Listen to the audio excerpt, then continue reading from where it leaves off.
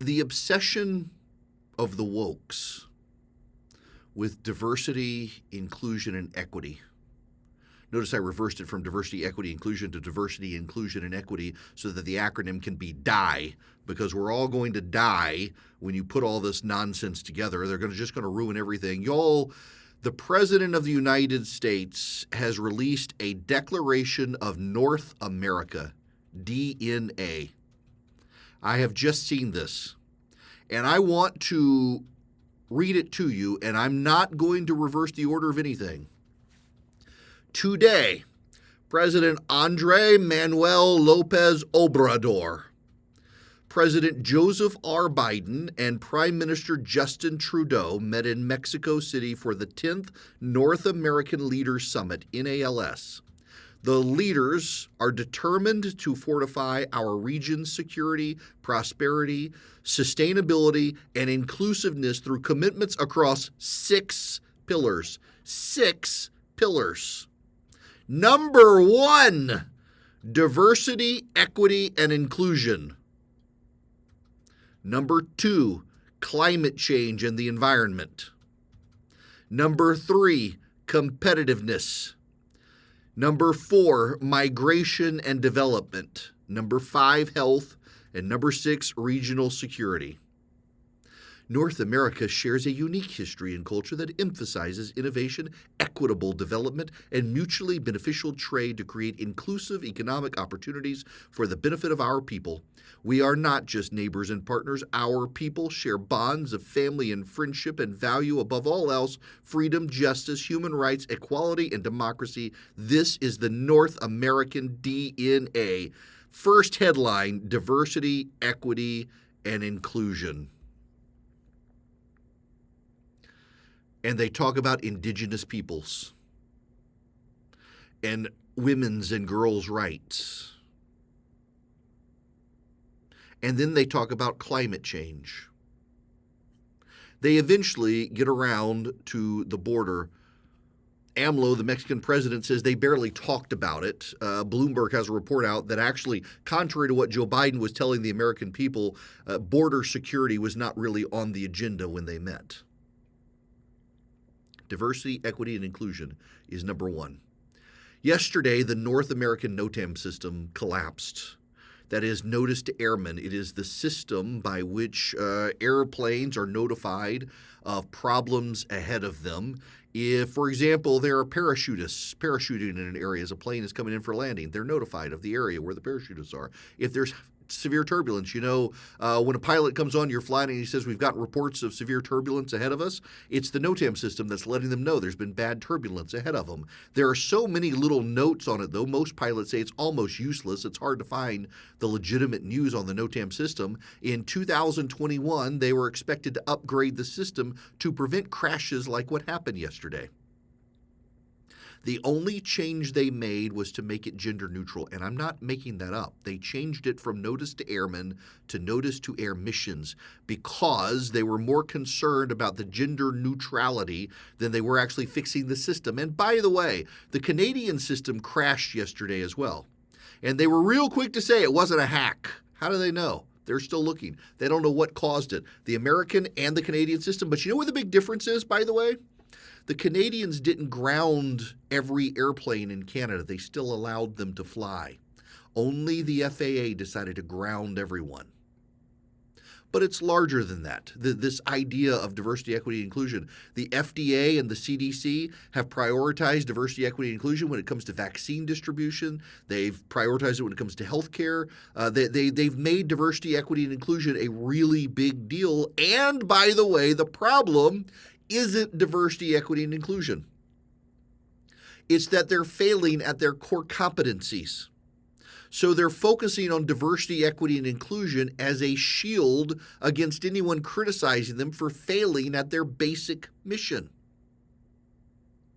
The President of the United States has a border crisis on his hands south of the border, has a real border crisis on his hand. Thousands and thousands, hundreds of thousands of illegal immigrants coming across the border from Mexico. And the New York Times and their Slack channels were learning, the reporters are horrified to learn most Americans use the phrase illegal immigrants instead of just saying migrants. True story. They did that. The internal conversations of New York Times reporters in their Slack channel were revealed, and they were horrified to learn in a survey that most Americans, including most Hispanic Americans, still say illegal immigrant.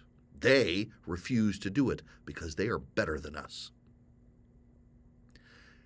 He's got a real crisis at the border. He went to the border and they made sure to take him to a migrant facility where there were no migrants.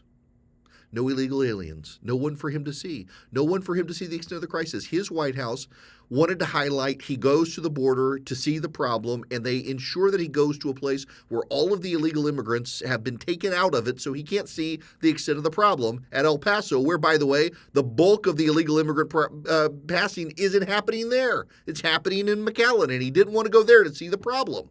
He wanted to see no evil, hear no evil, speak no evil, and so then he goes to Mexico, says they're going to deal with the border, and what do they do in their statement? They reveal it's all about diversity, equity, and inclusion. That's their number one priority. Mexico, the United States, and Canada, diversity, equity, and inclusion.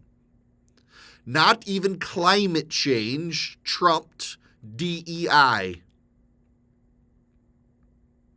Commerce, business, the border, national security, none of it got higher on the list than diversity, equity, inclusion. Their number one topic of conversation. The number one thing. And by the way, I'm not exaggerating. This is on the White House website, whitehouse.gov. You can go look for the DNA statement. Declaration of North America, DNA statement from January 10th, and you'll see they put DEI as the very first one. The FDA has prioritized diversity, equity, and inclusion over actually ensuring that drugs work, over dealing with public health standards. I mean, for God's sakes, the FDA is still the place that tells us don't eat raw cookie dough, you'll get salmonella. Meanwhile, they're having trouble tracking salmonella down and E. coli and the like. They're failing at their core function. So, hey, let's do DEI. Diversity, equity, and inclusion is increasingly becoming that thing that bureaucrats and others rush to embrace as a way to shield them from criticism of everything else. Well, we can't deal with all the baby formula shortage and the empty shelves in grocery stores. We have to deal with diversity, equity, and inclusion. If we solve the diversity, equity, and inclusion, we'll solve the problem of the baby formula. We have to deal with the men who can get pregnant before we can actually deal with the food for the babies that come from that pregnancy.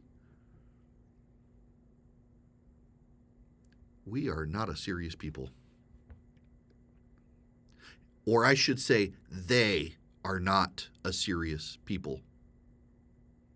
The CDC was willing to keep you from your grandparents and mask your children and rewrite studies to make it look like masking your children was effective, but they couldn't tell gay men to stop the spread of monkeypox, no orgies for 2 weeks.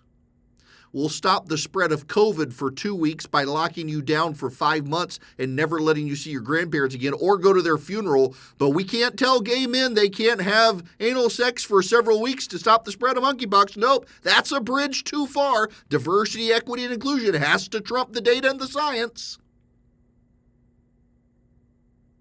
You know, ironically, one of the reasons they're walking back all the outrage over gas stoves is because it turns out a lot of poor people have gas stoves.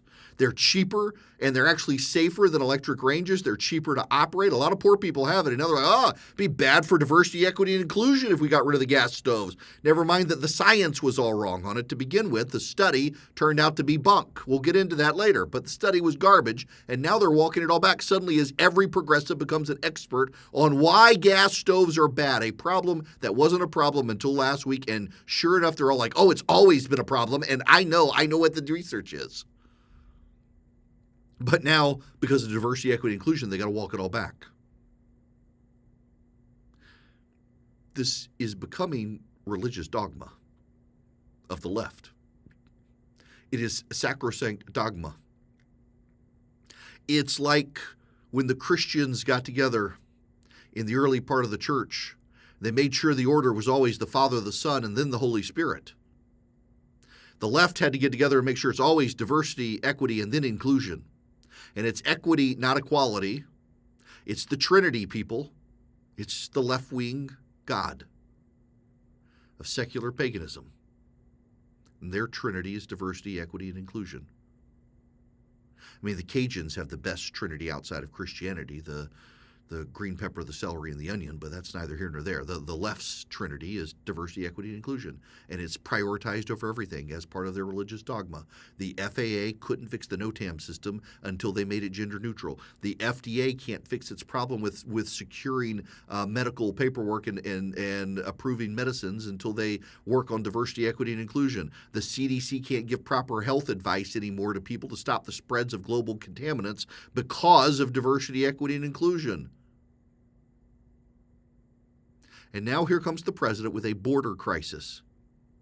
Hundreds of thousands of people crossing the border, a humanitarian crisis, a human trafficking crisis, a drug running crisis, a criminal cartel crisis, a crime crisis, a commerce crisis, a crisis in every way, shape, and form. And instead of dealing with it with the president of Mexico and the president or the prime minister of Canada, what does he do? He prioritizes diversity, equity, and inclusion, and he's proud of that fact. He's proud of prioritizing diversity, equity, and inclusion over national security and the border because they think it's a good thing, because they are the new religious zealots. And it is religious zealotry that prioritizes the secular pagan religion that puts their Trinity above all things else: diversity, equity, and inclusion.